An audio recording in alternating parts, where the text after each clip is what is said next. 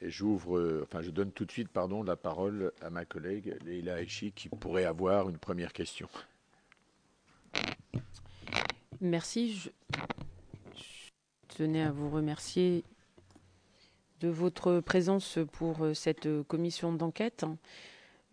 Simplement, à titre liminaire, de regretter l'absence des dirigeants des groupes auxquels vous appartenez, puisque quand il s'agit de demander ou d'influencer, si je puis dire, pour des politiques incitatives, pour reprendre tout à l'heure le propos que vous venez juste de dire en ce qui concerne la discrimination entre le diesel et l'essence. Je vous rappelle simplement qu'il y a quand même des dispositions fiscales dans notre pays qui sont largement en faveur du diesel. Ça, c'est simplement pour rééquilibrer le discours. On a la classe dirigeante des deux groupes auxquels vous appartenez qui se mobilise. Et aujourd'hui, devant la représentation nationale, je constate et je regrette, et vous n'y êtes pour rien directement, je constate et je regrette que vos directeurs et présidents respectifs de groupe ne soient pas ici présents. Puisqu'aujourd'hui, il s'agit d'une commission d'enquête sur le coût économique et financier de la pollution de l'air. Il s'agit d'une commission d'enquête au service de la nation, au service de notre population, pour justement traiter de ce sujet qui est extrêmement important pour notre pays, compte tenu de ses impacts sanitaires, compte tenu de son impact économique et financier qui est avéré, et aussi de travailler ensemble sur des solutions pour notre pays. Bon, donc c'est la raison pour laquelle je tenais à avoir ces quelques précisions qui me semblaient importantes. Je vais commencer dans l'ordre des questions. Je commencerai par le groupe Renault pour respecter l'ordre de vos interventions et de reprendre un certain nombre de questions et d'interrogations. Je voulais simplement, tout à l'heure, madame, vous avez précisé que Renault, en fait, je vous cite, que les effets et coûts sanitaires dans leur ensemble devaient être examinés par les organismes professionnels de recherche sur ces questions, et pas nécessairement par Renault.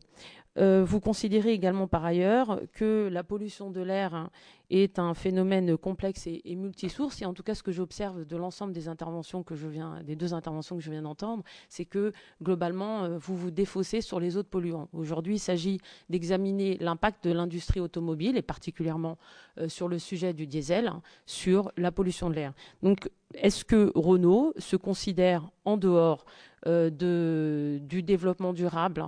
Est-ce que vous considérez qu'il ne vous appartient pas de prendre, d'examiner les différentes expertises internationales et nationales sur le sujet, pas simplement de se défausser comme vous le faites, sauf si vous ne faites pas de recherche dans ce sens et que vous ne considérez pas que, entre autres, le diesel peut être un des polluants de notre industrie automobile. Alors, je voudrais votre réponse sur l'analyse que vous faites au sein de Renault en ce qui concerne l'impact sanitaire environnemental, puisque vous êtes normalement une entreprise responsable et citoyenne. Tout à fait. Nous avons d'ailleurs une division dédiée à cela, laquelle division a mis en place la chaire dont j'ai parlé de la mobilité durable, au travers de laquelle nous faisons le mécénat sur la recherche. Pardon. Oui, je disais, nous avons d'ailleurs une division au sein de Renault qui est pilotée par Madame Claire Martin, au sens de la responsabilité sociale et qui est en charge de la chaire au niveau des recherches sur la mobilité que j'ai citée dans mon exposé liminaire. Je veux simplement revenir, je ne me suis peut-être pas assez bien exprimée sur le sujet. Je voudrais revenir sur quelques propos que j'ai tenus. Donc j'ai dit qu'effectivement nous n'étions pas légitimes pour porter des conclusions relatives à la santé et relatives aux coûts sanitaires. Par contre, nous étions pleinement acteurs. Nous ne sommes pas uniquement responsables, mais nous faisons partie du problème autant que nous faisons partie de la solution. Donc je ne pense pas que l'on puisse dire de ce point de vue-là que Renault se défausse. Renault fait partie d'un problème global. Renault, au sens d'un groupe automobile, travaille toutes les solutions qui sont sur son périmètre de responsabilité pour pouvoir remédier et participer le plus possible à la qualité de l'air, tout comme aux émanations de CO2, tout comme aux autres environnements. Je voulais savoir tout à l'heure, vous avez précisé en ce qui concerne la Norvège, justement, j'en reviens. Effectivement, le premier marché automobile, les premières ventes sont des voitures électriques. 50 000, ils ont dépassé la ligne des 50 000 véhicules en Norvège pour une population de 5 à 6 millions. Nous sommes, nous, une population de 65 millions et nous avons, selon vos chiffres, 15 500 véhicules électriques qui ont été vendus. La question que je vous pose, c'est depuis quand Renault travaille-t-il sur des modèles de voitures électriques précisément, et éventuellement sur les bus électriques, comme il ne vous aura pas échappé que nous sommes dans le cas justement de la COP 21, que nous sommes dans un pays qui en 10 ans a supprimé plus de 100 000 emplois liés à l'automobile, hein, que dans le département de Seine-Saint-Denis, là où précisément il y aura la COP 21, il y a une suppression entre 2 000 et 300 000 emplois, et que nous allons certainement devoir importer des bus électriques au niveau international. Alors je voulais savoir depuis quand Renault travaillait-il sur ces produits, enfin, sur ces véhicules électriques? Merci. Alors, donc, tout d'abord, je tiens à rappeler que le groupe ne travaille plus sur les parties bus et véhicules industriels depuis maintenant plus de 15 ans. Par contre, pour tout le reste, je vais répondre. Donc, sur les voitures électriques, il faut quand même se rappeler qu'au début du XXe siècle, il y a eu beaucoup de voitures électriques et qu'en fait, elles étaient même majoritaires et que dans les années 20, beaucoup de véhicules utilitaires étaient électriques et roulaient dans Paris. Cependant, ça a été supplanté par la partie essence, on va dire, ou thermique, puisque la praticité et puis la disponibilité du carburant étaient nettement plus importantes. Dans les années 90, on a retravaillé, comme l'a souligné mon collègue, et ainsi qu'avec la volonté des pouvoirs publics, ont abouti sur une première mise sur le marché de quelques voitures électriques. Et par contre, ça n'a pas permis l'émergence d'un marché significatif. En fait, en 2006, on a pris la décision de relancer la stratégie de développement industriel et commercial de la partie électrique. En fait, au niveau des critères qui avaient changé, on avait un soutien manifesté par plusieurs États. On avait des évolutions technologiques dans le domaine des batteries, donc les batteries lithium-ion. On avait la possibilité de communaliser certains coûts avec le partenaire Nissan, puisque je vous ai donné l'investissement de 4,3 milliards d'euros pour les deux groupes. On avait la nécessité de pouvoir proposer en parallèle des solutions et des améliorations continues sur les moteurs thermiques dont on vient aussi de parler, une solution en rupture vis-à-vis de la qualité de l'air. Donc le VE apporte la garantie, quel que soit l'usage que le client fait de son véhicule, il n'émettra jamais de gaz d'échappement, évidemment. Donc en 2008, on a annoncé publiquement la stratégie et la commercialisation de d'une gamme de véhicules électriques fin 2011. On a créé la division dédiée IDVE, Ingénierie du développement du véhicule électrique, et lancé le partenariat stratégique avec le CEA en 2010, organe de recherche. Au total, donc l'Alliance, j'ai déjà cité le chiffre, de 4,3 milliards d'euros dépensés sur le sujet pour développer 6 véhicules en tout. Pour Renault, en fait, je les ai déjà cités, on a Twizy, on a Kangoo pour le véhicule utilitaire, Zoé et Fluence qui a connu, on va dire, le moins grand succès commercial. Aujourd'hui, le VE est une réalité, je l'ai aussi exprimé. Il représente plus de 10% des ventes en 2014 en Norvège. Sa part s'accroît, vous l'avez dit, vous l'avez mentionné. Nous avons aussi ces chiffres-là. La part s'accroît aussi en France avec les incitations qui ont été mises en œuvre pour le premier trimestre 2015, il faut aussi le signaler. Certains esprits soulignent la lenteur du décollage de cette technologie. Et en fait, il faut se référer depuis 2010. Et il faut se référer, on prend comme exemple ce qui s'est passé sur les technologies hybrides. Quand les premières années de commercialisation, la technologie hybride, on va constater que la différence de pente est de 25 fois plus rapide en termes de progression du véhicule électrique par rapport au véhicule hybride tel qu'il a été introduit dans les années 90, fin des années 90. Donc, on va dire que aussi qu'on est maintenant suivi, c'est un peu comme le filtre à particules qui a été généralisé, on est suivi par les constructeurs d'outre-Rhin sur cette technologie, y compris donc certainement Volkswagen qui aujourd'hui a une forte pénétration en Norvège, comme vous l'avez cité, et il ne se serait jamais lancé sur cette technologie si Renault n'avait pas ouvert la voie. En parallèle, nombre de constructeurs, y compris Renault, travaille sur l'électrification des motorisations thermiques. Et lors du mondial de l'automobile, Renault a dévoilé le concept car Eolab, qui est la déclinaison par Renault du plan industriel de l'hydrogène. Il fédère les acteurs de la filière autour de l'objectif de consommation très ambitieux. Et Eolab préfigure ce que pourrait être, à horizon 5-10 ans, un véhicule du segment B, on va dire équivalent d'un Clio, consommant moins d'un litre au 100. On a associé une centaine d'innovations sur cette auto, portant sur l'allègement de la voiture, la combinaison des deux motorisations, thermique et électrique, et l'optimisation évidemment de l'aérodynamique, puisqu'il faut toujours travailler sur ces trois aspects en même temps pour que la voiture soit efficace. Merci. Donc pour résumer, en 2010-2011, vous travaillez précisément sur le véhicule électrique, Renault. Il a été lancé en 2010-2011. Par contre, on a annoncé en 2008 et nous travaillons ardemment sur le sujet depuis 2006, quand nous avons constaté que les critères nous permettraient de rendre le business model viable. Donc en 2008, vous lancez, 2010-2011, vous commercialisez un véhicule électrique et les premières études sur l'impact sanitaire du diesel datent de 1983. En 1983, la communauté scientifique interpelle sur l'impact sanitaire du diesel, 1983. Donc 1983, et vous dites que Renault se préoccupe du véhicule diesel en 2008. Électrique. Oui, pardon, du véhicule électrique en 2008, simplement. Donc en fait, 1983, pour résumer, de 1983 à 2008, vous faites comme s'il n'y avait pas le problème du diesel, concrètement. Je pense que Renault a toujours travaillé sur l'amélioration des véhicules et de sa gamme.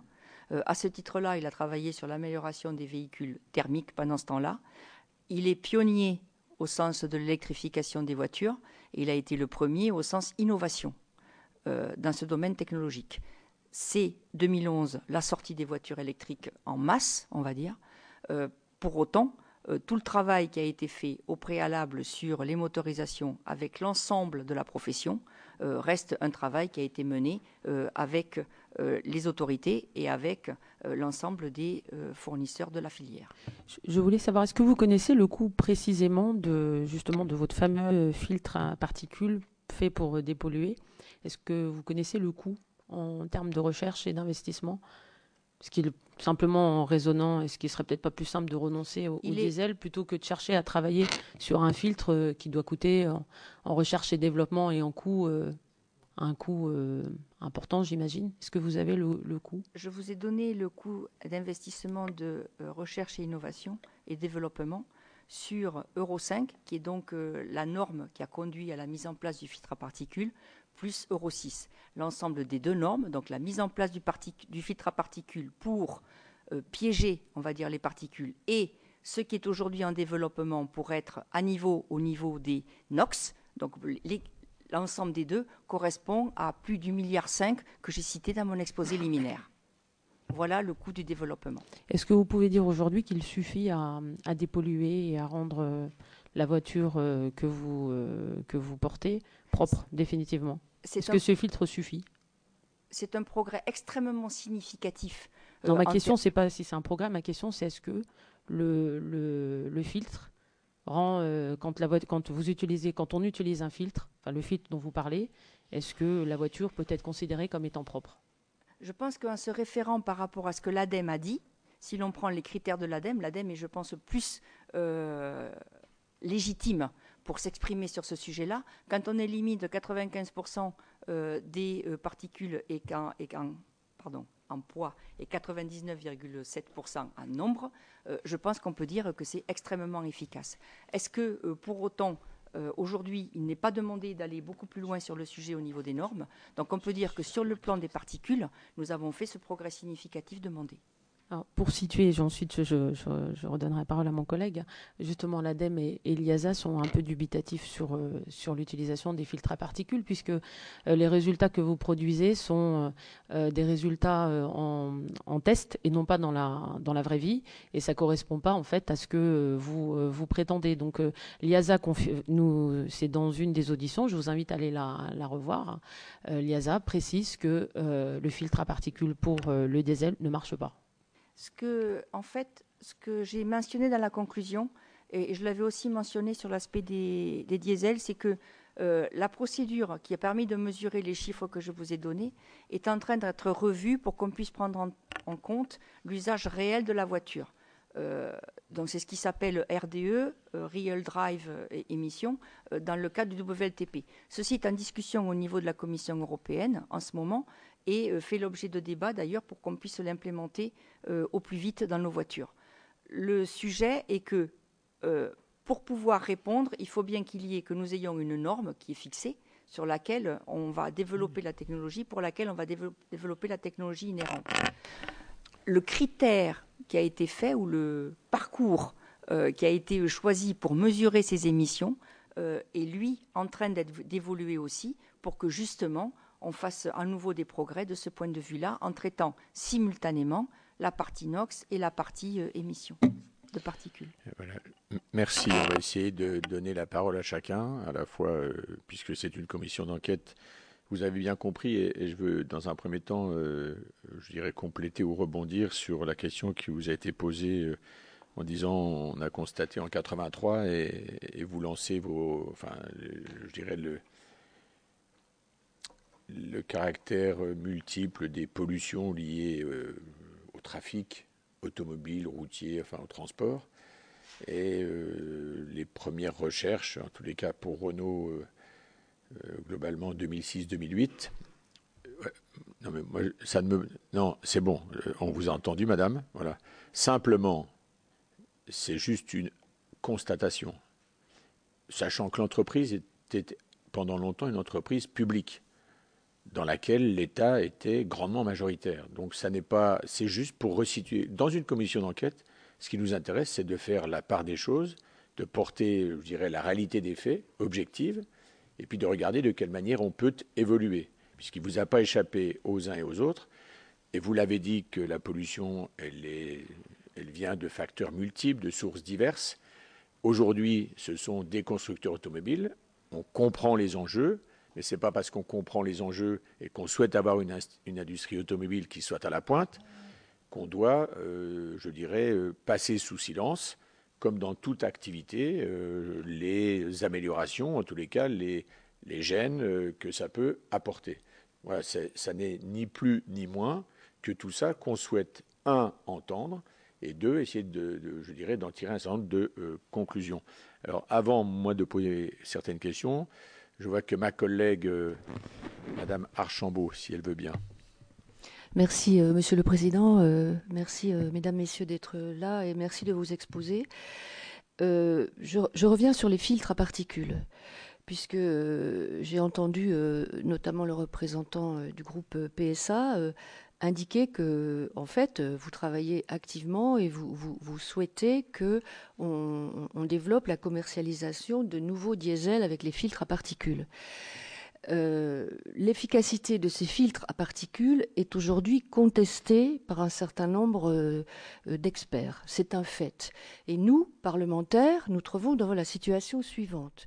Nous avons des points de vue différents, opposés, qui s'expriment dans le débat public. Pour avancer de façon positive, y compris pour que les pouvoirs publics encouragent une industrie, encouragent dans la durée une stratégie industrielle. Vous souhaitez travailler dans la durée et on comprend tout à fait cette préoccupation.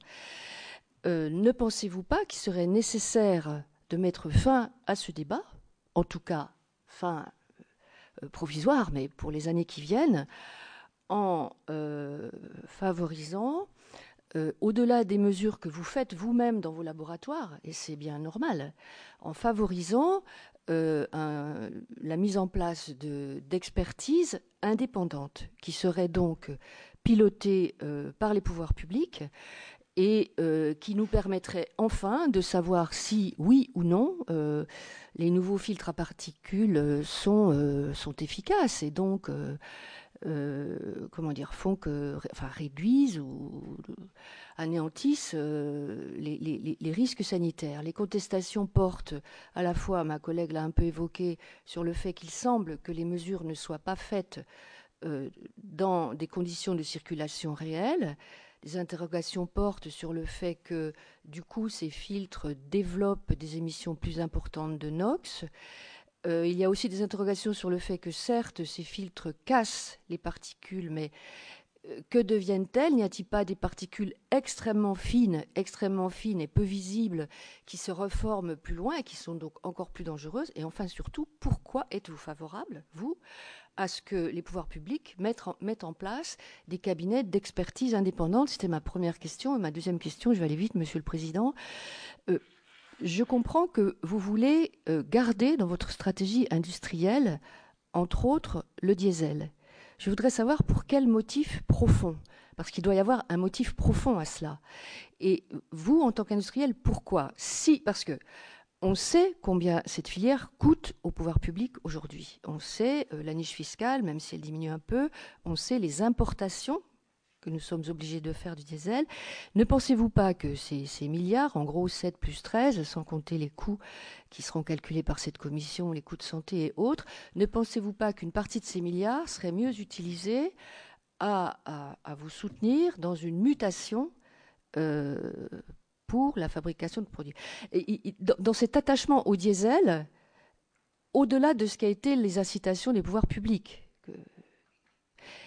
est-ce qu'il y a un autre motif chez vous qui fait ça? Et puis ma dernière question, quel est votre calendrier en termes de stratégie industrielle? Est-ce que vous maintenez dans votre stratégie, y compris au-delà de 2020, cette option diesel? Alors voilà, je vais proposer à Monsieur Chapelle, parce que pour l'instant, vous n'avez pas été trop soumis au feu des questions. Bien. Vous avez posé plusieurs questions. La première question qui est est-ce que nous sommes ouverts à, je dirais, des commissions d'experts? Bien sûr, le président Tavares l'a lui-même proposé il y a déjà plusieurs mois.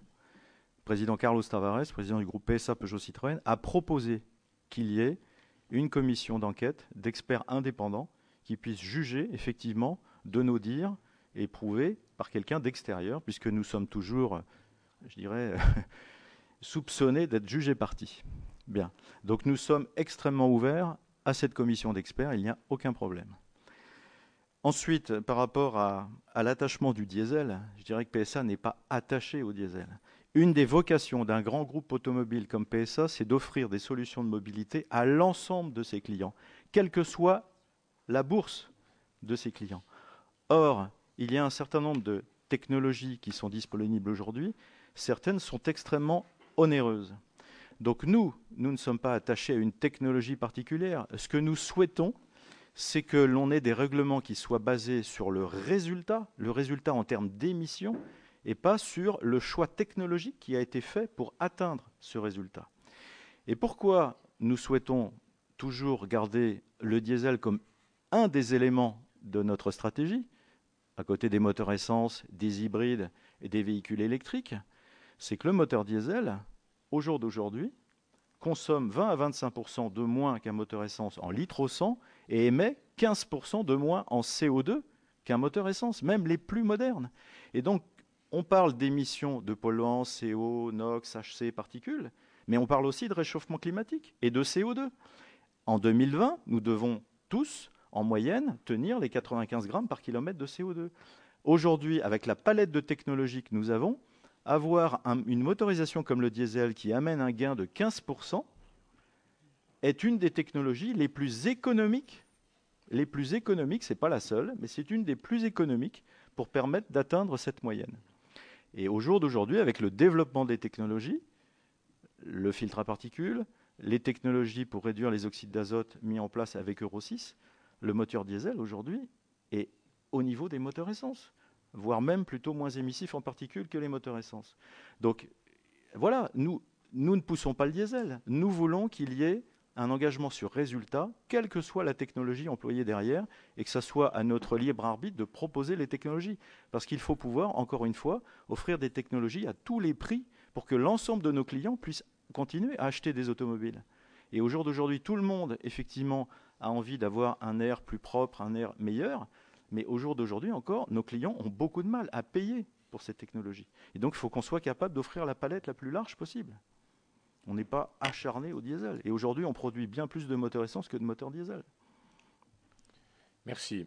Je voulais simplement ajouter qu'au-delà du président Tavares, simplement les conclusions du rapport Nègre de Louis Nègre, donc le sénateur de la commission précédente, plaidaient aussi pour une remise à plat de l'ensemble des informations dont disposent les pouvoirs publics afin de pouvoir agir rapidement, parce qu'il y a là un véritable enjeu en matière de santé publique. Voilà, donc voilà, ça démontrera que les rapports parlementaires parfois se suivent, ne sont pas forcément suivis des faits, si en tous les cas c'est le point de vue que vous exprimez, d'où l'utilité d'une commission d'enquête. Moi je vais vous poser une première question précise. Nous avons auditionné il y a peu de temps un industriel qui a fait beaucoup de recherches sur le filtre à particules. Je crois que ça rejoint un certain point de vue, mais nous avons besoin de l'entendre, qui nous disait qu'aujourd'hui, la pollution atmosphérique liée à la motorisation, que ce soit essence ou diesel, c'était identique. Quelle est votre réponse? Même niveau de pollution, ni plus ni moins. Mais au jour d'aujourd'hui, avec la norme Euro 6 en vigueur, les niveaux de particules sont effectivement au même niveau. Le moteur diesel aujourd'hui est équipé de filtres à particules. Donc on est très en dessous, même aujourd'hui, on est très en dessous des valeurs de normes qui sont à 5 mg par kilomètre. Un moteur diesel filtré est aux alentours d'1 mg. Les moteurs essence sont également en dessous des 5 mg. Donc voilà, en termes de particules, on est exactement à la même valeur. En termes de NOx, la norme Euro 6 est à 80 mg pour les diesels, 60 pour les essences. Et à l'évolution de la norme Euro 6 en 2017, on met tout le monde au même niveau. Donc on est d'ores et déjà extrêmement proche. D'accord, donc ça confirme, au travers de ma question, vous semblez en tous les cas confirmer qu'il n'y aurait pas, selon les industriels que vous représentez, du secteur automobile, je dirais de discrimination à faire ou de différence de traitement à faire dans ces deux types de motorisation sur les véhicules, je pense notamment sur les véhicules légers, mais pas seulement. Vous nous confirmez ça? À partir du moment où les niveaux demandés par la réglementation sont les mêmes, oui, il suffit de me dire oui ou non. Oui, je vous dis oui. Je vous dis oui. Oui, pour les voitures modernes. Voilà. Alors, dans les réflexions, puisque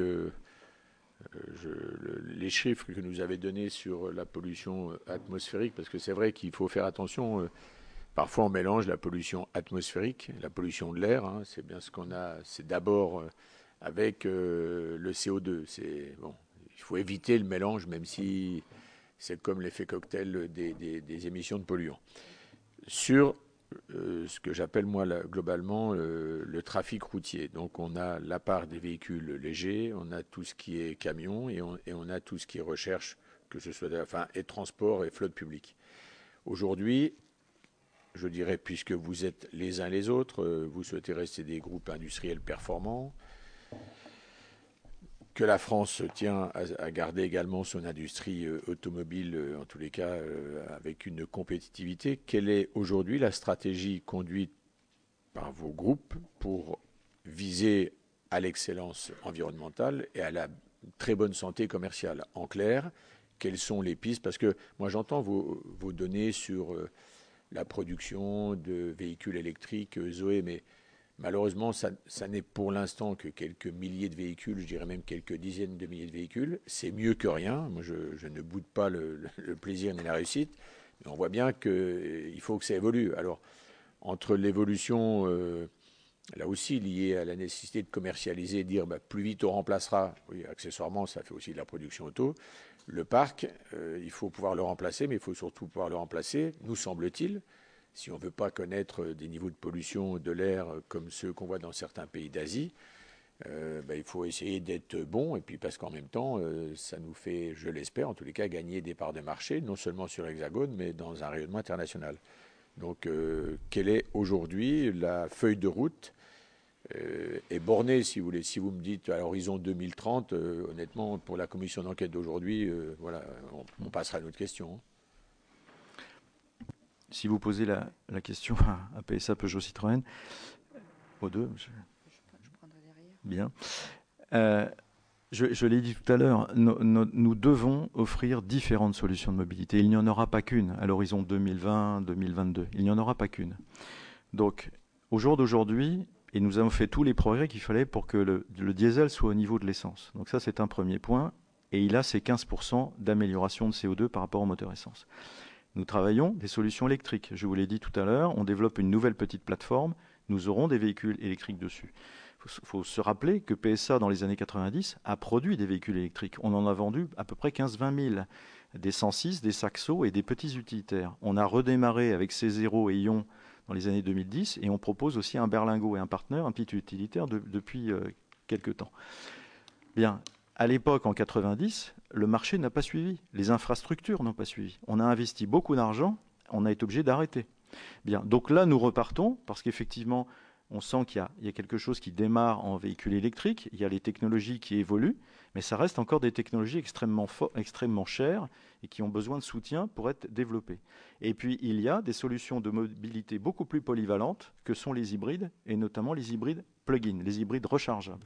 Et donc, nous avons lancé des hybrides non rechargeables il y a 4 ans, et là, nous avons en développement toute une famille d'hybrides rechargeables modulaires qui pourront aller sur notre plateforme supérieure et notre plateforme inférieure pour couvrir à peu près l'ensemble des silhouettes possibles du groupe PSA Peugeot Citroën. Donc encore une fois, on essaye d'avoir une offre la plus variée possible compte tenu des coûts de ces technologies. Et bien sûr qu'au fur et à mesure, les technologies d'électrification vont monter en volume parce que les technologies vont évoluer et les prix vont baisser. Les prix de ces technologies vont baisser. Mais à l'instant T, il faut être capable d'offrir toute la palette, et donc nous travaillons sur l'ensemble de la palette pour pouvoir offrir, encore une fois, des solutions de mobilité à tous nos clients. À tous nos clients. Merci, Madame Leclerc. Voilà. Donc, je vais rebondir sur 2 aspects. Le premier, c'est qu'effectivement, nous avons une solution, un panel de solutions à l'horizon 2020 qui, en fait, évolue suivant des critères. En fait, le critère, ce qu'on a pu identifier, parmi les critères qui nous permettent de dire comment les mix se déforment, donc essence, diesel, petite hybridation, rechargeable, voire voiture électrique. Ça dépend en fait de plusieurs aspects qu'on est en train de regarder et qui nous montrent que la proportion de motorisation et d'électrification va bouger d'ici 2020. En fait, ce qui peut faire évoluer ces mix, c'est quoi? C'est la part des flottes, des véhicules de flotte qui recherchent le meilleur CO2 possible. C'est la valeur résiduelle. Moins un parc vaut cher, plus on a tendance à le changer. Le nombre de kilomètres qu'on fait. Plus on fait de kilomètres, plus on va vers une solution dieselisée, puisque c'est le meilleur rapport, la meilleure efficacité en termes économiques. Le prix du fuel était effectivement un critère. Le delta entre le prix du fuel et le prix de l'essence, sachant qu'aujourd'hui, la France est au niveau moyen européen, voire même à une différence entre les deux, un peu en dessous au niveau du G15, là, et sachant que c'est le G15 qui fait effectivement la consommation de 95% de la partie fuel. Il y a aussi le progrès que peut faire l'essence en termes de consommation, pour contrecarrer, on va dire, le diesel sur ce terrain-là. Et puis le prix des motorisations, qu'elles soient essence, électrifiées ou hybrides. Voilà. Donc ça, ce sont les critères. Je vous ai dit que ce que nous voyons aujourd'hui, c'est que à terme, nous aurions, pour ce qui est de la partie thermique, on va dire 50-50 en 2020 entre essence et diesel. Évidemment, figurera une partie électrification dont les études vont vers quelque chose de l'ordre de 10%. Une forte différence en termes de mix, avec beaucoup moins de diesel qu'aujourd'hui sur la partie des segments B, donc les voitures type Clio, Peugeot 208, et puis un équilibre à peu près, voire plutôt inférieur à l'équilibre pour ce qui est du segment C, donc les Mégane, les 308, et puis évidemment plus de diesel encore subsistant sur tout ce qui est LCV, donc véhicules commerciaux. Et une dernière question. Finalement, pour faire évoluer, je dirais, à la fois le parc et puis surtout pour rester performant, on peut imaginer plusieurs choses. C'est de réduire le coût de la pollution, de réduire vos coûts et de tenir compte de l'aspiration aujourd'hui, et notamment de la possibilité d'acquisition de véhicules. Parce que si vous êtes, je dirais, des constructeurs qui finissaient par produire des véhicules qui seraient alors trop polluants, un peu trop chers, il y a un risque que ça soit commercialisé par d'autres que vous. Et puis deuxièmement, qu'éventuellement également, il y ait moins de commercialisation. Donc si on veut baisser les coûts, il faut certainement réfléchir également, et le faites-vous, au changement, me semble-t-il, de comportement des clients usagers, de ce que j'appellerais plus aujourd'hui l'économie collaborative, c'est-à-dire le véhicule devient non plus ma propriété mais un bien partagé. Je crois que vous avez parlé, j'ai noté, de mobilité polyvalente. Ça, c'est dans votre concept. Moi, j'ai l'impression qu'on a en tous les cas des usagers aujourd'hui qui sont pour différents modes de mobilité. Et c'est un peu les courbes où on voit bien que c'est le temps de parcours et la facilité par des modes différents. Je vous ai posé une question sur le transport, notamment collectif. Comment les constructeurs que vous êtes s'intègrent, puisque une des solutions, notamment dans les villes et les agglomérations, et ça va quand même toucher à peu près 3/4 de la population française aujourd'hui, comment vous vous placez à un niveau meilleur que celui, me semble-t-il, qui est celui des constructeurs que vous êtes aujourd'hui? Alors je vais démarrer et puis je laisserai mon collègue finir. Donc on est évidemment parfaitement conscient des solutions de mobilité partagée dont vous parlez, pour adresser les enjeux économiques et surtout économiques, en particulier sociétaux. Donc Renault est un partenaire de Bolloré, vous le savez, pour proposer des solutions d'autopartage électrique à toutes les villes qui le souhaitent s'équiper de ce système de transport public qui peut être individuel ou collectif. Et en fait, dans le partenariat avec Bolloré, la société Bolloré, il y a trois volets. Le premier volet, c'est la création de la co-entreprise Blue Alliance, qui en fait commercialise les solutions d'autopartage en France, et dans lequel il y a les Blue Cars et des Twizy. Donc il y en a à Lyon, à Bordeaux, voilà. Il y en aura en tout 110 à la fin 2015. C'est un début. On a aussi, ce qui est en train d'être fait, c'est une coopération industrielle qui prévoit l'assemblage des Blue Cars de Bolloré à Dieppe, alors qu'aujourd'hui c'est fait en Italie.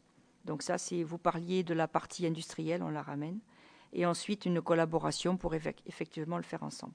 Il y a d'autres solutions d'autopartage de véhicules électriques qui s'intègrent facilement. Et Renault travaille également sur des offres destinées aux entreprises, aux collectivités locales, comme aux particuliers, pour mieux couvrir les usages. Et en lien avec les offres plus long terme, on pilote un programme de travail qui fait partie de la Nouvelle France industrielle, avec, outre les membres de la plateforme automobile, puisqu'il faut qu'on le fasse tous réunis, au sens de la filière, ces groupes, donc on regroupe Volvo Trucks, les bus et les camions, la RATP, autour de la construction multimodale. Donc il y a bien un groupe de travail sur le sujet de la mobilité de demain. Voilà, pardon. Donc un jour, on aura quelque chose. C'est ce que j'en conclus. Monsieur Oui. Chapelle, si vous voulez bien. Oui, vous avez totalement raison. Les usages des clients sont en train d'évoluer très fortement avec effectivement la question de la possession de l'automobile ou le partage. Et donc nous nous inscrivons sur ces sujets-là, bien évidemment. C'est en train de démarrer. On a démarré une expérience d'ailleurs en Allemagne, à Berlin, avec une solution d'autopartage qui s'appelle Share Your Fleet. Donc c'est déjà le cas, on peut avoir des systèmes et faire de l'autopartage de véhicules.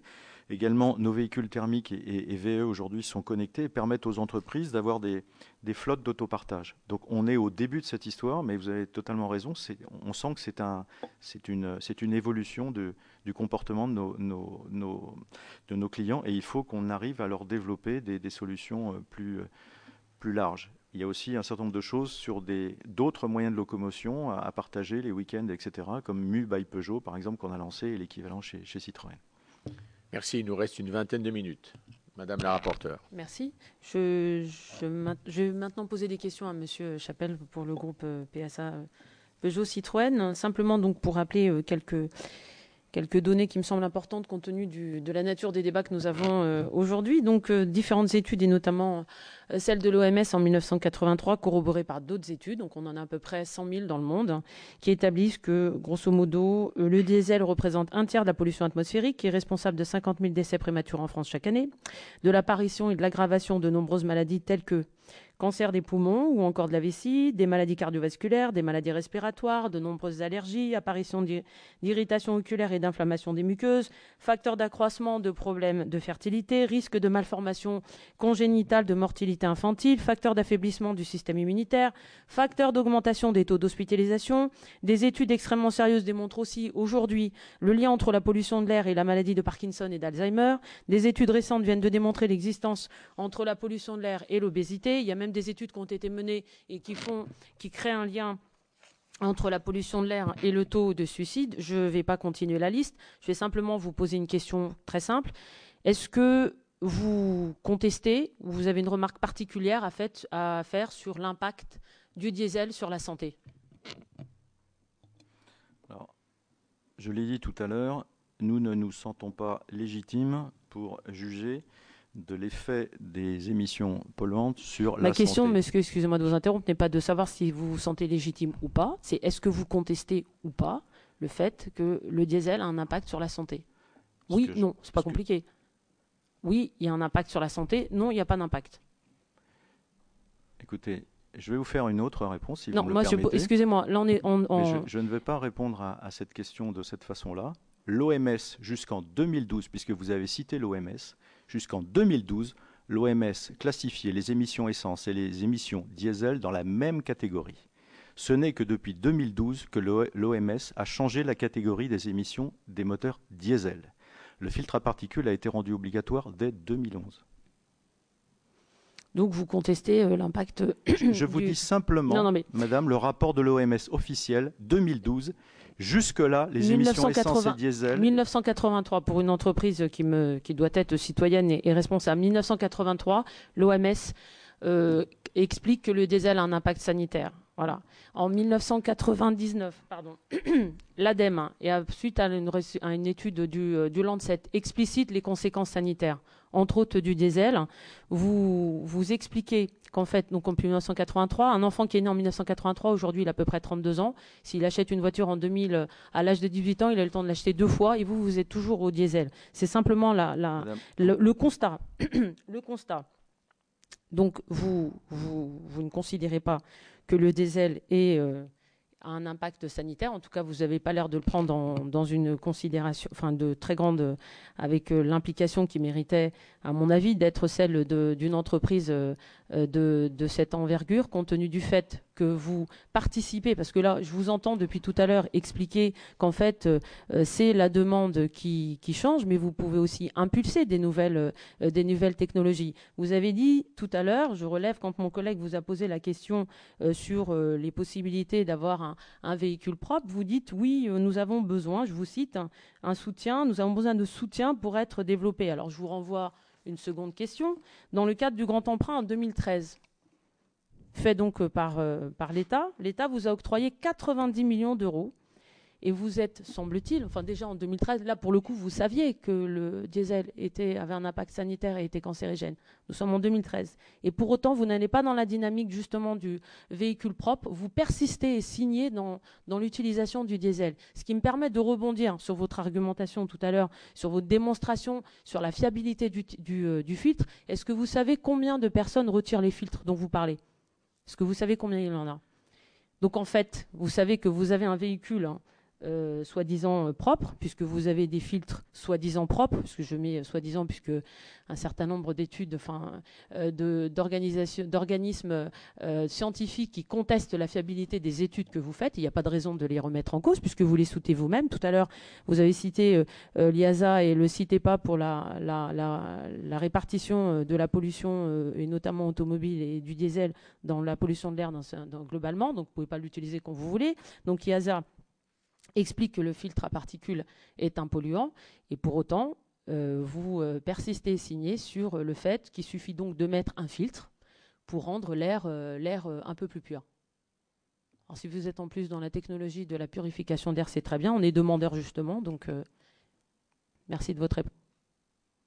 Bien, je vais essayer de vous répondre. Premièrement, je pense qu'il y a une énorme confusion entre pollution de l'air et diesel. Donc, je pense qu'il faut bien séparer les deux.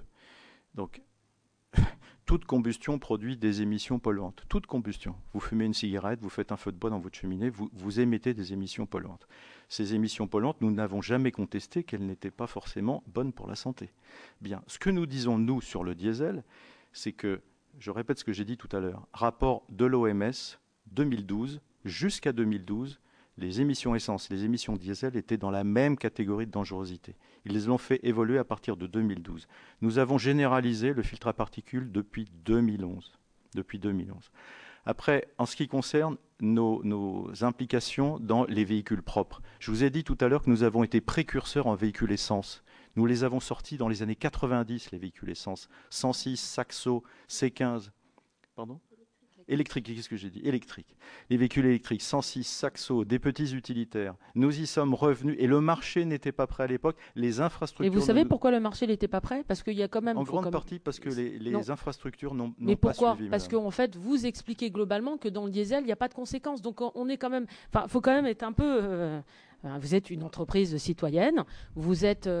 Une entreprise importante dans le dispositif et dans le système économique français. Vous devez être responsable au niveau de l'environnement et de l'impact. Vous devez impulser des dynamiques. En 1983, vous savez que le diesel a un impact sanitaire et pour autant, vous continuez dans cette dynamique sans chercher à impulser. Alors, comme vous continuez à expliquer que comme le diesel n'a pas d'impact, donc évidemment, les pouvoirs publics ne mettent pas en place les infrastructures nécessaires. Quand il faut impulser une dynamique pour avoir un véhicule électrique, c'est clair. Effectivement, il nous faut des infrastructures. Mais quand vous tenez le discours que vous tenez depuis tout à l'heure, on ne va pas aller vers une logique d'infrastructure pour le véhicule électrique, puisque vous nous expliquez depuis tout à l'heure, parce qu'en plus vous avez maintenant un filtre qui rend l'air propre, que le diesel n'a pas d'impact. L'idée étant précisément d'aller, et encore une fois, le sujet de notre commission d'enquête, c'est sur son coût économique et financier, de trouver ensemble collectivement des solutions pérennes. Si vous vous enfermez, je vous signale quand même qu'il y a des pays qui interdisent le diesel. Comment vous expliquez ça ? Et vous, 2013, 90 millions, vous le mettez. Qui interdisent le diesel, le Japon. Madame Aichi, c'est faux. 2013. Le Japon a réintroduit le diesel, Madame Aichi. 2013, à Tokyo. 2013, 90 millions, vous fléchissez, vous mettez les 90 millions d'euros sur un moteur hybride diesel. Comment vous expliquez ça ? 2013. Et là, vous savez que le diesel est cancérigène. Première chose. Nous avons traité le problème des particules avec le filtre à particules. Deuxième chose, ça ne marche pas. Mais si, ça marche. Non. Bien sûr. Faisons cette commission d'enquête indépendante. L'IASA dit que ça ne marche pas. Faisons cette commission d'enquête d'experts indépendants. Faisons-le. Et on vous prouvera que ça marche, dans toutes les conditions. C'est un filtre fermé. Les gaz d'échappement ne peuvent pas passer ailleurs que dans ce filtre. Et comment vous répondez à la contrainte qu'en fait les consommateurs retirent le filtre ? Parce qu'en fait, vous mettez en marche, vous mettez un véhicule dans lequel on peut retirer le filtre. Madame, il y a plein de choses sur Internet pour mettre plus de puissance dans votre voiture, pour enlever plein de choses. Chacun son métier, madame. Nous ne sommes pas là pour vérifier que l'ensemble de nos clients gardent leur véhicule conforme. Ce que je voudrais vous dire, c'est que nos filtres à particules, et c'est vrai pour l'ensemble des constructeurs, sont des systèmes qui sont en permanence diagnostiqués parce que la réglementation européenne nous le demande. Ça s'appelle le European On-Board Diagnostic. Vous retirez le filtre à particules, il y a un voyant qui s'allume au tableau de bord. Si le client veut absolument continuer à poursuivre son trajet en dehors de toute loi, vous ne pouvez pas nous reprocher... on peut vous reprocher de ne pas mettre en place un véhicule propre aujourd'hui compte tenu de notre contexte. Mais ne faites pas ce procès à PSA Peugeot Citroën. Nous avons été précurseurs sur le véhicule électrique, Madame Aichi. Nous avons été précurseurs dans le domaine des hybrides. Vous ne répondez pas à ma question. Nous avons été précurseurs dans les systèmes stop and start. Nous avons travaillé sur les piles à combustible avant tout le monde. Vous ne répondez pas à ma question, monsieur. En 2013, vous avez un emprunt de l'État, 90 millions d'euros, c'est pas rien. 90 millions, vous le fléchez sur un moteur hybride diesel. Répondez à cette question. Pourquoi vous persistez dans le diesel ? Et en plus, si vous me permettez encore une petite remarque, tout à l'heure, vous vous êtes permis de dire que le diesel était plus économique, n'est-ce pas, sans prendre en compte l'ensemble des maladies dont je vous ai parlé, qui ont un coût. Alors évidemment, si ça peut être rentable pour votre économie, la pollution, elle a un coût. Il y a un moment donné quelqu'un qui la paie. Alors je voudrais que vous me répondiez précisément pourquoi en 2013, 90 millions d'euros, qui sont l'argent du contribuable, de la nation, ont été fléchés sur un moteur hybride diesel, alors même que nous savons que le diesel est une impasse économique, que vous avez supprimé des emplois à hauteur de 11 200 emplois en 2012. Comment vous expliquez ce positionnement qui me semble, là où je suis, une aberration?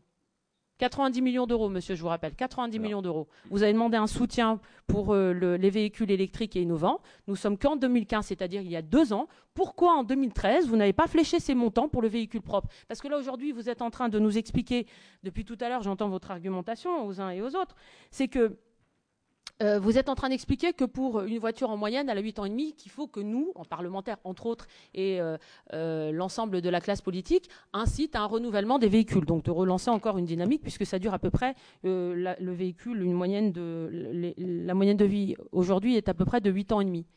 En 2013, vous avez fléché 90 millions d'euros sur un moteur électrique hybride diesel, encore une fois, alors même que vous savez qu'il est cancérigène. En 2011. Vous le savez, vous l'avez dit, vous venez de le dire à l'instant. Je vous rappelle, depuis janvier 2011, il n'y a plus de problème de particules sur les diesels. Ils sont équipés d'un filtre à particules. Ils émettent moins de particules que les moteurs essence, Madame Aïchi, depuis janvier 2011. Donc depuis janvier 2011, les particules qui sortent de vos véhicules sont propres. Mais il n'y en a pas. Il n'y a pas d'impact. Il n'y a pas de particules. C'est pas qu'elles sont propres, c'est qu'il n'y en a pas. L'IASA dit qu'il y a un impact. Alors, pour revenir à la question, parce que vous n'avez pas répondu, j'ai bien compris, 2013. L'IASA ne parle pas des particules. L'IASA parle de votre filtre à particules en particulier. Je vous invite à revoir, mais c'est pas le sujet, c'est pas grave. Vous allez je vous invite à aller le regarder. 2013, vous ne répondez pas à ma question. Pourquoi en 2013, les 90 millions d'euros des contribuables français ont été fléchés vers un moteur hybride diesel? Pourquoi? Et pourquoi pas vers un véhicule propre électrique, par exemple? Puisque là, maintenant, aujourd'hui, en 2015, vous nous demandez de vous aider éventuellement, d'avoir des subventions pour développer précisément le véhicule propre dont vous parlez. Pourquoi vous ne l'avez pas fait en 2013? En 2015, vous avez déjà perdu 2 ans. Nous n'avons absolument pas perdu 2 ans. Je ne vais pas vous refaire toute l'histoire. 90, les premiers véhicules électriques, etc., etc. Donc nous n'avons certainement pas perdu 2 ans. À partir du moment où les filtres à particules sont disponibles, que le moteur diesel est propre, vous dites que le moteur diesel est propre. Il émet. Vous savez que vous avez prêté serment, hein, de dire la vérité, toute la vérité. Aujourd'hui, devant la Commission et la représentation nationale, vous dites que le moteur diesel est propre. Le moteur diesel n'émet pas de particules. Il en émet aux alentours d'1 milligramme par kilomètre de CO2. Faisons cette commission d'experts, Madame Aïchi. Je voulais vous poser également une question. Le temps passe. Tout à l'heure, que vous me précisiez sur la pollution de l'air en expliquant, en vous appuyant sur une étude du CITEPA, expliquant qu'en fait, les émissions liées à l'automobile, en particulier sur les émissions de particules, étaient responsables à peu près à 17%. Est-ce que vous faites partie du conseil d'administration du CITEPA?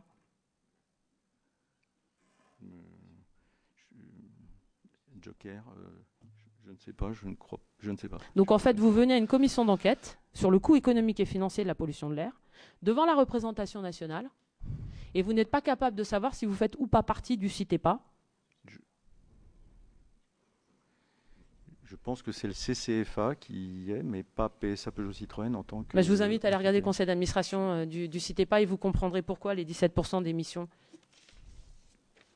Et je trouve vraiment regrettable que vous ne soyez pas en capacité de répondre à une telle question, alors même que le CITEPA est un dispositif dans justement l'évaluation des taux de polluants dans notre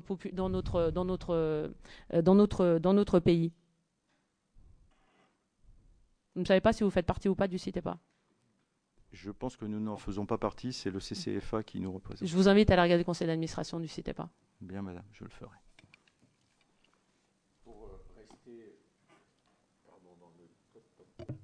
Voilà, dans le temps qui nous reste sur, je dirais, la question du coût économique et financier. Une première question dans les grands constructeurs auto, quelle est aujourd'hui sur, on va dire, les formes les plus avancées, véhicules électriques et les technologies les plus avancées vers les véhicules. Alors, j'ai vu que dans le projet, dans la loi transition énergétique pour une croissance verte, le texte qui nous revient de l'Assemblée, on ne dit plus de véhicules propres, on dit très faiblement émissifs ou faiblement émissifs. Ce qui d'ailleurs me paraît, je dirais, plus juste. Voilà. Mais bon, peu importe. Comment vous situez-vous en part de marché en France par rapport aux grands constructeurs sur le vecteur des véhicules, alors on va dire très faiblement émissifs? Vous êtes en avance, en retard, vous rattrapez, vous faites la course en tête? Donc, très faiblement émissif, c'est essentiellement les véhicules électriques. Donc, je vous donne les chiffres pour l'année dernière. Donc, non, c'est et le par rapport aux concurrents surtout. En termes de CO2, PSA et Renault font la course en tête depuis très longtemps. Donc l'année dernière, c'était Renault en tête. Cette année, c'est nous, PSA, qui sommes en tête. On est très en avance. Les deux groupes français sont très en avance en CO2. Ouais, y compris Toyota. Mais oui, au moyen de notre flotte, oui, on est devant Toyota, oui, bien sûr. Oui. Je pense que le panel de technologies utilisées permet effectivement de rester devant. Mais il faut bien avoir en tête que c'est un panel de technologies comme on va vers un panel de solutions d'usage de la voiture ou des bus ou des transports en commun ou du partage. Merci Madame Archambault. Il y a deux problèmes. Il y a le CO2, les gaz à effet de serre, et il y a les particules fines et le NOx. C'est deux problèmes différents. L'intérêt, je crois, général veut qu'on s'occupe des deux. Donc, bravo pour le CO2, enfin pour les performances, là, bien sûr, mais on ne peut pas opposer l'un à l'autre. Au nom de la lutte contre le dérèglement climatique, on ne peut pas défendre, vous voyez, on ne peut pas opposer les deux mobilisations. Il faut se mobiliser contre les deux dangers. Et alors, ma question, en termes de, pour compléter, si vous le permettez, Monsieur le Président, en termes de stratégie industrielle, nous sommes très attachés à ce que la filière automobile française se développe, soit attractive, compétitive. Vous ne pensez pas qu'il y a un coup à jouer là? Vous l'avez vous-même reconnu. Il y a un frémissement dans l'opinion publique. Les gens sont très préoccupés. Les pics de pollution qui se répètent, ils voient les gens malades autour d'eux. Ne pensez-vous pas qu'il y a un coup à jouer là pour devenir attractif, produire des produits qui seraient justement meilleurs pour la santé et donc qui se vendraient mieux? Je parle de l'avenir, hein. Vous ne pouvez pas seulement nous dire que ça coûte cher dans l'investissement. Si on se projette dans l'avenir, est-ce que ça ne peut pas être intéressant commercialement vis-à-vis de vos concurrents? Mais je laisserai Nadine répondre. La première chose, par rapport à la question tout à l'heure sur la comparaison avec les concurrents, et effectivement, il s'agit bien de traiter les deux, les émissions polluantes et les gaz à effet de serre. Donc, et d'ailleurs, la législation européenne, aujourd'hui, imposait jusque-là uniquement des réglementations sur les émissions polluantes, et maintenant, avec les 95 grammes en 2020, va aussi imposer une réglementation sur le CO2. Donc en termes d'émissions polluantes, tous les constructeurs sont logés à la même enseigne. Euro 5, Euro 6, Euro 6 deuxième step. Donc il n'y a pas de comparaison à faire entre constructeurs, nous sommes tous conformes à la réglementation. En termes de CO2, nous avons la meilleure empreinte, Peugeot, Renault, l'un après l'autre, on se partage la première place. Bien. Et donc, par rapport à la feuille de route, encore une fois, il s'agit bien de développer une palette de technologies. Une seule technologie en 2020-2025 ne pourra pas répondre à l'enjeu. Bon, et quand on parle de véhicules électriques, de véhicules rechargeables, il faut aussi bien faire attention à d'où vient l'électricité.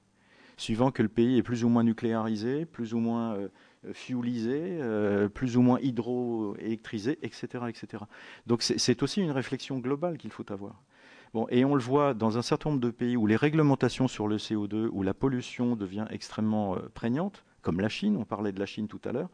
La Chine se pose la question de l'introduction du diesel pour le CO2, par exemple. Des diesels modernes, avec filtre à particules. Le Japon, contrairement à ce qui a été dit, le Japon autorise le diesel. Aujourd'hui, Mazda a un de ses modèles phares qui est le plus vendu au Japon en version diesel. Donc voilà, donc on partage des faits et ce sont des faits. Mais non, Madame Aichi, ne nous faites pas ce procès-là, s'il vous plaît. Ce que je vous dis là, c'est que c'est une palette de technologies et nous développons l'ensemble des technologies parce qu'on doit offrir des options de mobilité à tous nos clients. À tous nos clients. Alors, je vais revenir parce que Pardon, je vous en prie, Madame Leclerc, autant pour moi. Je voulais simplement revenir sur le fait des critères combinés entre NOx et puis particules. Ce qu'on appelle, je reviens sur les véhicules faible émission. Donc les véhicules faible émission ont bien le double, la double labellisation, puisque c'est moins de 95 grammes d'un côté et moins de 60 milligrammes. Voilà.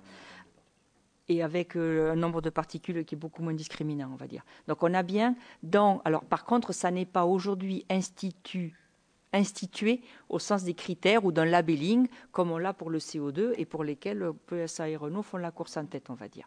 Donc ça, c'est un premier aspect où on voit bien qu'on prend en compte les deux. La deuxième chose que je voulais aussi dire, c'est que pour pouvoir réussir à utiliser le panel de solutions, je pense qu'il faut vraiment se concentrer sur la partie normes et se focaliser sur cette partie réglementation pour, en travaillant constructeurs et pouvoirs publics, faire évoluer les solutions en fonction des normes qu'on veut mettre. Et les technologies évolueront en conséquence suivant ce vers quoi on veut aller. Je pense que c'est un travail extrêmement important qu'il a lieu à faire. Et je voudrais revenir sur ce qui a été dit par le ministre de l'écologie, c'est que quand on en vient à discriminer les technologies, au lieu, on peut mettre la confusion entre, par exemple, véhicules à faible émission et étiquetage, ce qui pourrait prêter à confusion et peut procurer du travail dispersif, on va dire, chez les constructeurs, parce qu'on va introduire une solution pour une ville, pour une autre ville, qui sont différentes, alors que zone véhicule à faible émission est quelque chose qui est normé, compréhensible par tous. On peut faire évoluer la mesure, c'est-à-dire ne plus travailler sur le cycle d'aujourd'hui, mais travailler sur un usage plus représentatif de la voiture, de sorte qu'on resserre les contraintes et qu'on aille vers quelque chose qui est le plus efficace vis-à-vis de la salubrité de l'air. Merci. Comme on en arrive à la fin, moi je veux vous poser deux courtes questions, mais d'abord je ferai ma conclusion tout de suite.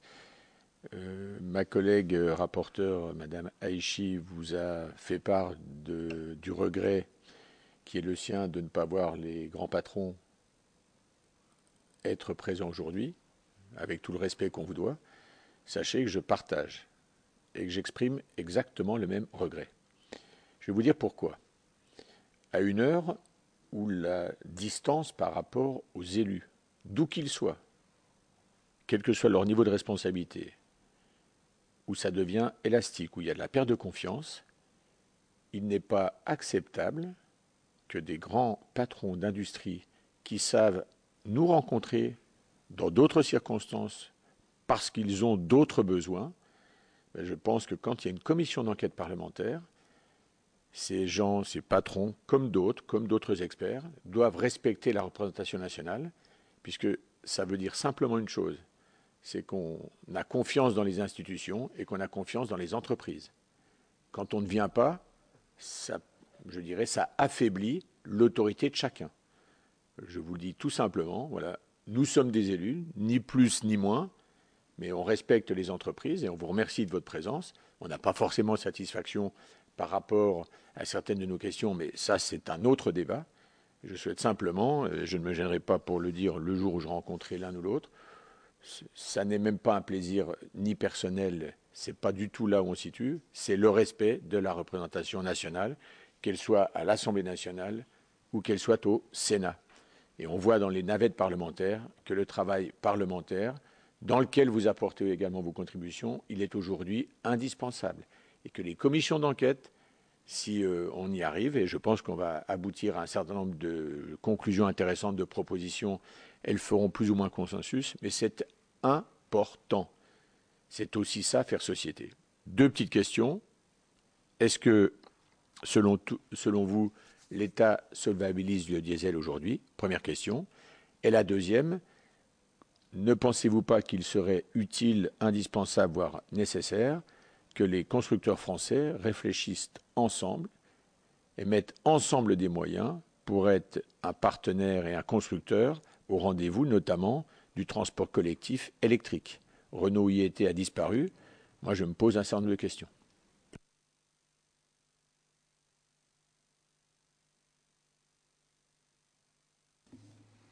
Pour être sûr d'avoir bien compris votre première question, est-ce que vous pouvez la reformuler, s'il vous plaît, Monsieur le Président? Est-ce que vous pensez aujourd'hui que c'est quelque part l'État qui solvabilise le diesel? Subventionne le diesel, sous-entendu. Comment? Subventionne le diesel, sous-entendu. Bah oui. Et il le subventionne, mais ouais. Je pense qu'on en a parlé tout à l'heure au sujet du différentiel carburant, si c'est ça qu'il y a derrière, enfin, ma compréhension éventuellement de la question. On l'a rappelé, aujourd'hui, la France est au niveau européen. On est à 16 centimes du litre d'écart sur l'Europe des 15. La France est à 15 aujourd'hui. Et l'Europe des 15, comme l'a dit Nadine tout à l'heure, consomme 90-95% du gazole. Bien. Donc aujourd'hui, la France ne se distingue pas du tout du reste des pays européens en termes de delta essence diesel. Bon.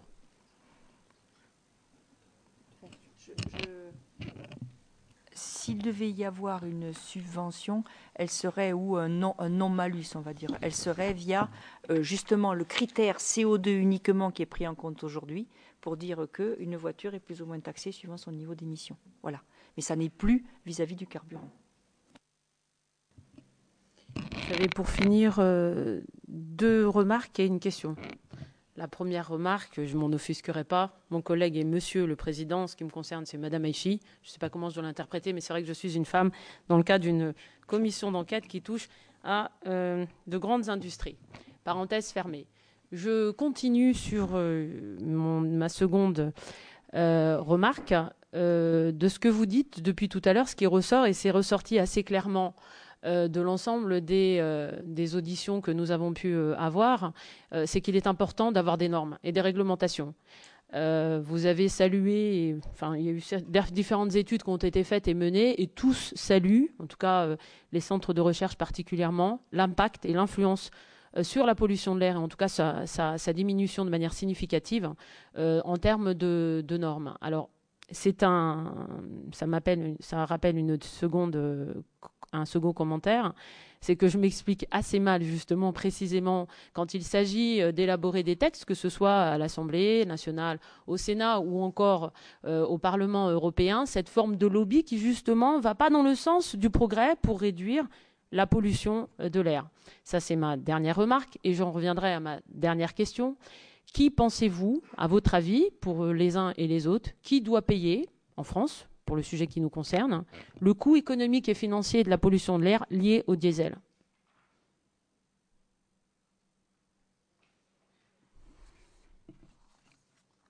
Pour ma part, je pense que je ne répondrai pas à ce type de questions. On n'est pas légitime pour répondre à ce genre de choses. Si vous êtes légitime, vous êtes représentant. Nous avons convoqué et invité le groupe Renault à intervenir. Donc ensuite, qu'on nous envoie des gens qui ne soient pas en capacité de répondre, ça c'est un autre débat. En revanche, on veut une réponse. Vous dites que vous savez pas, que vous ne voulez pas répondre. La question que je vous pose est claire. Donc à qui vous représentez Renault, donc vous êtes en capacité de répondre. Non, le groupe ne veut pas répondre. Le groupe ne veut pas répondre. D'accord.